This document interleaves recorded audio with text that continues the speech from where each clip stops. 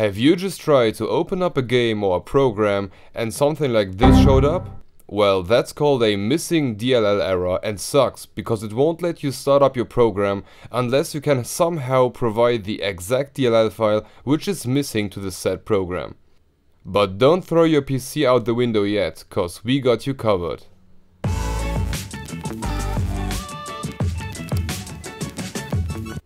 Before we start with the solution, we wanted to give you a short introduction into the problem itself. Your error message indicates that the program you've opened up is trying to use a specific function or functionality of one of the C programming languages. These functions are saved within these DLL files and are located in a folder somewhere within your Windows. Now what happens if the file that stores the function that your program needs is simply missing?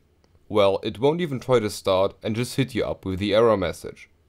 Usually this should not happen cause programs will install the DLL files which they need. But that's not always the case. Now before you panic, we can fix the issue. We can just install a package from Microsoft called Visual C++ Redistributable which will install the DLL for us. Unfortunately, the package that we will install exists in a 64 and 32-bit version. Now you do not need to know what this means, but you will need to know what type of Windows system you're using. To find that information, just right click on your Windows symbol in the taskbar and choose System. Now in this window, search for the line saying System Type and look for the number right next to bit. Just keep in mind if the text is saying 32 or 64-bit.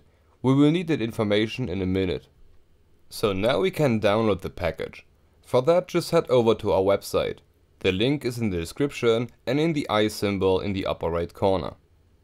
Here, just scroll a bit down to the download section where you need to choose according to your system.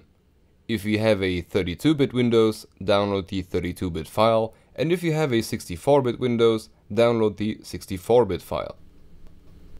So now we can open up the installer, check the mark next to I agree, and click on install and wait until the installation is finished.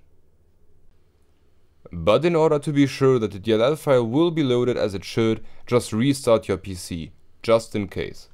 After the restart of your operating system, you should be able to play the game or use the program that you wanted to play or use. But in some cases, the program just doesn't want to recognize the DLL. For this case, we got you covered with a second method which should cover your issue and make your machine run as you want it to.